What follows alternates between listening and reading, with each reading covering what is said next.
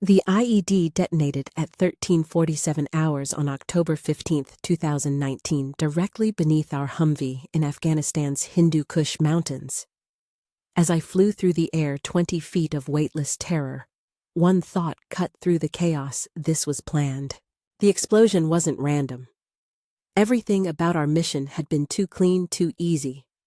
Someone had wanted us exactly where we were when that bomb went off. I slammed into the rocky ground, my M24 sniper weapon system spinning away into the dust. Searing pain exploded through my left shoulder as shrapnel tore through muscle and bone. Blood filled my mouth, and every breath felt like knives between my ribs. But I was conscious, and in this business, conscious meant alive. Rodriguez's steel sound off pow. Corporal Jenkins was shouting through the smoke and chaos. I tried to respond, but could only manage a groan. Through the acrid smoke of burning diesel and cordite, I could see our armored vehicle completely engulfed in flames. The explosion had scattered Alpha Squad Lieutenant Webb Sergeant Morrison Jenkins, Private Chen, and myself across this godforsaken mountainside like broken toys. "She's moving, Steele's alive!" Chen's voice high with relief. My call sign came from my steady hands during precision shooting, not from any emotional coldness. "I'm Sarah Rodriguez, 24 years old, and the daughter of Master Sergeant Miguel Rodriguez, the Army's most decorated sniper before an IED took his life in Iraq when I was 17. During our final weekend at the range before his deployment, Dad had taught me the lesson that would save my life. Sarah, when everything goes to hell, remember that accuracy comes from controlled breathing and steady hands. The rifle doesn't know about the chaos, it only responds to precision." I was about to learn just how prophetic those words were. Let me explain how we'd walked straight into this trap. Alpha Squad had been tasked with reconnaissance of a suspected Taliban chemical weapons facility deep in these mountains. Our briefing painted it as routine intelligence gathering. Observe report extract. Rodriguez establish overwatch on that eastern ridge, Lieutenant Webb had instructed during our pre-dawn preparation. Standard sniper support, keep us covered while we move in for visual confirmation. Webb was solid, one of the few officers who judged soldiers by capability rather than gender. He'd seen my sniper school records, second in my class consistent hits at 1-200 meters under adverse conditions. But earning that same respect from my teammates was an ongoing battle. Think she can handle it if things go hot," Sergeant Morrison had whispered to Jenkins while loading magazines. Morrison, our squad leader from Texas, still harbored doubts about women in combat roles. "She outshot everyone in the battalion," Jenkins replied, though uncertainty colored his voice. "But combat's different." Only Chen, checking his radio equipment nearby, defended me. "My sister's LAPD SWAT. She says when bullets fly, gender becomes irrelevant, only results matter." During our briefing, we'd received intelligence that seemed almost too good to be true. Exact coordinates for the facility, detailed guard rotation schedules, even the layout of the compound's interior. Major Karimi, our Afghan National Army liaison officer, had provided most of this information through what he claimed were reliable local sources. "This intel's incredibly detailed," Webb had noted during mission planning. "Guard changes every 4 hours, weapons stored in the eastern building, chemical equipment in the basement levels. Karimi's sources have been solid before," Morrison had added. "His network in this region is extensive." But something about Karimi had always bothered me. He was too eager to provide information, too quick to volunteer for dangerous assignments. During previous missions, his intelligence had led us to several successful raids, but there was something in his eyes, a calculation, that made me uncomfortable. During our approach, I'd noticed something troubling through my scope, multiple muzzle flash positions on distant ridgelines. Not one sniper, but what appeared to be a coordinated overwatch network.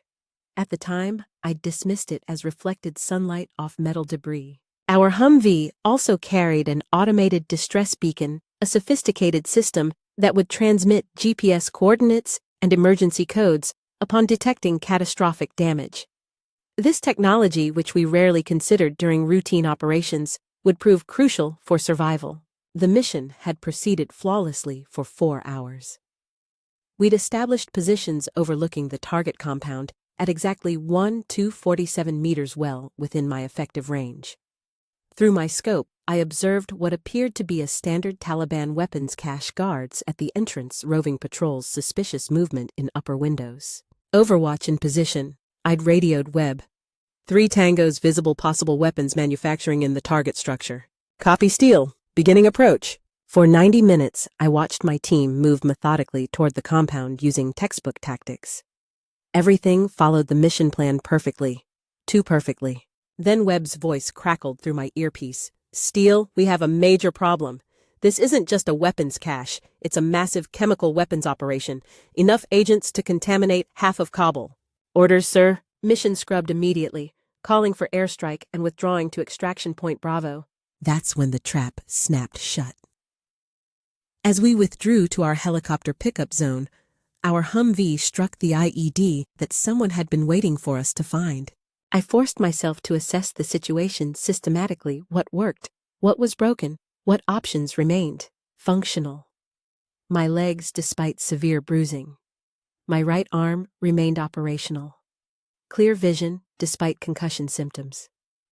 Most critically, my M24 had landed in soft sand and appeared undamaged. My left shoulder was dislocated, possibly fractured. Sharp pain with every breath suggested cracked ribs. My tactical radio was crushed, eliminating communication with command and my scattered teammates. Options extremely limited and deteriorating rapidly. I could hear Arabic voices approaching from multiple directions. The explosion had attracted attention from the compound we'd been watching. Taliban fighters would soon arrive to eliminate survivors' witnesses to their chemical weapons operation. Using my functional arm, I dragged myself behind a large boulder and tried to locate my teammates. The extraction point was 2 kilometers away, impossible to reach in my condition with hostiles closing in. Then I heard it: 3 short whistle blasts, followed by 2 longer ones repeated at intervals. The emergency signal Webb had taught us at Fort Bragg. Alive but trapped, need immediate assistance. Fighting through shoulder pain, I crawled to where I could use my rifle scope for reconnaissance. What I saw made my blood freeze. Chen and Morrison were pinned behind a destroyed truck 500 meters from the compound. At least 15 Taliban fighters were systematically surrounding their position using professional military tactics. Webb and Jenkins weren't visible, either dead unconscious or hidden. My teammates had maybe 10 minutes before being overrun. The extraction helicopter wasn't due for 2 hours, and emergency response would take at least 30 minutes. They didn't have 30 minutes. But then, I noticed something that sent both terror and desperate hope through me. Approximately 200 meters southeast, on a high ridgeline commanding the entire valley, I could see distinctive muzzle flashes from an enemy sniper directing the coordinated attack. Using my scope's laser rangefinder, I measured the exact distance: 3,247 meters. Just over 2 miles in extreme shot, even under perfect conditions. In combat with variable winds, heat shimmer a moving target, and my injuries, it bordered on impossible. There was something else. Those multiple muzzle flashes I'd noticed earlier were now clearly visible as separate positions. This wasn't just one sniper, it was a coordinated network. The primary shooter at 3,247 meters and a secondary position at approximately 2,800 meters. I would need to eliminate both to save my teammates. As I prepared for what might be impossible, shots, fragments of intelligence briefings came flooding back. For months, coalition forces had been reporting casualties from an enemy sniper they called the Ghost, a legendary marksman responsible for numerous coalition deaths across multiple provinces. The Ghost's signature was long-range elimination of high-value targets, often at distances exceeding 2,000 meters. He was methodical, patient, and had never been successfully countered by coalition forces. Some intelligence suggested he might be a former military sniper, possibly trained by foreign advisors. Looking at the primary muzzle flash position through my scope, I realized I might be facing the Ghost himself. The tactical placement was perfect, elevated position, with multiple escape routes, clear observation of the entire valley positioned at extreme range to avoid counter-sniper fire. This wasn't just about saving my teammates anymore. This was a duel between two precision shooters, with 4 American lives hanging in the balance. My damaged radio crackled with fragmented transmissions. "Steele, can you hear?" Webb's voice barely audible through static. "Lieutenant, I can hear you. Don't know if getting through. Jenkins and I alive, wounded, hiding in rocks north of Blast Crater." "Webb, I have visual on Chen and Morrison. They're pinned down. I'm engaging the enemy Overwatch." Did you say Overwatch engagement? That's impossible range." "It's the only option someone set us up, sir. This whole mission was a trap." The radio fell silent, but now I knew all 4 teammates were alive. That knowledge gave me the emotional strength to attempt something military snipers considered nearly impossible. Extreme long-range shooting isn't about aim and trigger pull. It's about calculating complex physics under life-or-death pressure while fighting your body's limitations. At 3,247 meters, my .300 Winchester Magnum bullet would require 3.8 seconds to reach the target. During that flight time, I had to account for bullet drop gravity would pull my round down over 100 feet from its initial trajectory. Wind drift mountain winds at 14 knots from the northwest, gusting to 18 knots, would push the bullet several meters off course across varying terrain. Coriolis effect. At our latitude of 35 degrees, North Earth's rotation would shift my bullet approximately 0.5 meters right during its 3.8-second flight. Target movement. The ghost wasn't stationary. I had to predict his location when my bullet arrived. My deteriorating condition, blood loss, and shock were affecting my stability. Every heartbeat sent waves of agony through my shoulder. Using my combat knife, I cut strips from my uniform to create a makeshift sling, immobilizing my left arm to reduce pain-induced tremors. It helped, but I was fighting progressive blood loss and the onset of shock. Through my scope, I observed both enemy positions, timing their patterns. The ghost would fire observe results, then shift position slightly. His timing gave me 8 to 10 seconds when he'd be stationary. The secondary sniper was less experienced, holding positions longer. My plan: eliminate the ghost first, then immediately transition to the secondary target before Taliban fighters could locate my position.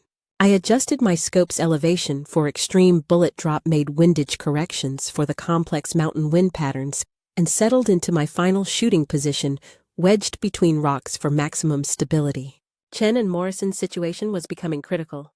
Sporadic gunfire indicated they were conserving ammunition running dangerously low.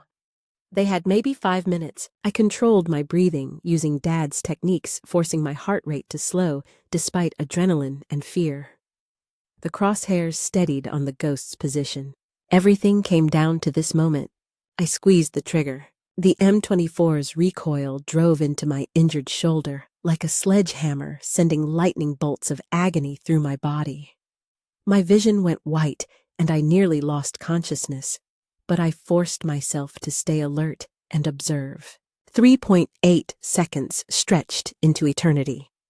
I tracked the bullet's invisible path, visualizing it arcing through thin mountain air at nearly 3 times the speed of sound fighting gravity and wind carrying my teammates' lives with it.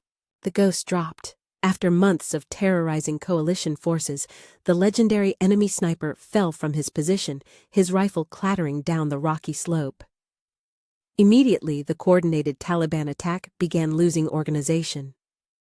Without their primary spotter's direction, advancing fighters hesitated, looking around in confusion. But the secondary sniper at 2,800 meters was still active. Working the bolt to chamber another round sent fresh waves of agony through my shoulder, but I forced myself back into position. Wind gusts had increased to 18 knots, making the second shot even more challenging. As I aimed, muzzle flashes erupted from enemy positions directed at my location. The Taliban had spotted my position from the first shot's muzzle flash and were returning fire. Bullets impacted the rocks around me, sending stone fragments flying, but my concealed position in the boulder formation made direct hits. difficult rounds ricocheted harmlessly off the rock faces. Fighting through pain and incoming fire, I aimed at the second sniper, controlled my breathing, and fired. Another direct hit. The secondary marksman spun and fell, his weapon tumbling down the slope. With both enemy snipers eliminated, the Taliban attack completely lost coordination. Chen and Morrison, recognizing the opportunity, sprinted from their position toward better cover. Through my scope, I could see Chen scanning the ridgelines until he located me. Giving an exaggerated thumbs up, he understood I was providing overwatch. My radio crackled with a clearer signal. "Steele, this is Rescue 6. We received automated distress signals and are en route. ETA 15 minutes. The automated beacon in our destroyed Humvee had been transmitting GPS coordinates when it detected the explosion, explaining why extraction was arriving 90 minutes early. Rescue 6, multiple wounded friendlies scattered. Chen and Morrison mobile and moving to secure positions. Webb and Jenkins wounded but alive, hiding north of blast crater. I'm providing overwatch but injured." Copy, Steele. Can you mark hostile positions?" Using my scope's laser designator, I marked remaining Taliban positions for the incoming UH-60 Blackhawks door gunners. The helicopter's weapon systems engaged fighters caught in the open. When the Blackhawk landed, all 4 teammates converged from their scattered positions. Seeing them alive, wounded but mobile, was overwhelming. As we lifted off, Morrison grabbed my shoulder, shouting over rotor noise, "Rodriguez, that first shot, what was the range?" 3,247 meters. Silence, except for rotor blades. Everyone understood they'd witnessed something extraordinary. Chen leaned close. "Steele, you didn't just save us. You took down the ghost. That bastard's been killing our guys for months." Webb managed to speak despite his concussion. "Rodriguez, what you accomplished today? It's going in my report exactly as it happened." But Jenkins said something chilling. "The whole mission felt wrong from the start. Too easy, too clean, like someone wanted us there." Morrison nodded grimly. "The intel was too good. Exact coordinates, patrol schedules, guard rotations. Nobody gets intel that detailed without inside help." "Or inside betrayal," Webb added quietly. A horrible realization was forming. This wasn't just a failed mission. It was a deliberate ambush designed to eliminate witnesses to a chemical weapons operation. Someone with access to our intelligence had set us up. The shot was officially measured at 3,247 meters, the longest confirmed elimination by a female sniper in military history. But more significantly, it had eliminated the ghost, disrupting Taliban sniper operations across the region. During my recovery, Webb visited with disturbing news. "Rodriguez, you were right about the trap. CID investigated our intelligence sources. Major Karimi had been feeding information to Taliban commanders. Your mission was specifically designed to eliminate Alpha Squad because we'd gotten too close to their chemical weapons network." What happened to Karimi?" "Disappeared the night before our mission. Probably in Pakistan by now." Webb's expression was grim. "But your shot didn't just save our lives. It disrupted their entire operation. Without the ghost providing overwatch, coalition forces raided 3 chemical weapons facilities the following week. The betrayal stung, but knowing our sacrifice had meaning helped. Within 6 months, I was promoted to Master Sergeant and assigned as head instructor at the Army Sniper School, a position never held by a woman. 2 years later, the changes were measurable. Female enrollment in sniper training increased 25%, and evaluation procedures focused purely on demonstrated capability. Jenkins visited with news of his promotion. "Steele, what you did changed everything. I've trained 50 mixed-gender teams using protocols based on our Afghanistan experience." Morrison brought his daughter to meet me. "This is Master Sergeant Rodriguez," he told 16-year-old Jessica. "She saved my life from 2 miles away." Jessica looked at me curiously. "What was it like?" "Like solving complex math while someone shot at me," I replied honestly. But the math wasn't the hard part. Knowing that missing meant 4 good soldiers would die, that was the pressure. Later, Morrison shared, "I tell Jessica your story whenever she faces people who say girls can't do certain things. The most meaningful closure came at my father's grave in Arlington. Standing among the white headstones, I finally understood what he'd been preparing me for." "Dad," I said quietly, "you told me someday everything you taught me would be tested. That day came, and your training saved 4 lives. Today, when young women ask about military service as snipers, I tell them the truth. It's not about breaking barriers or making statements. It's about developing capabilities so completely that when impossible moments come, you're ready. One student, Private Santos, asked, "Sergeant, do you think I can become as good as you, Santos?" I replied, "You can become better. That's the point. Each generation surpasses the last.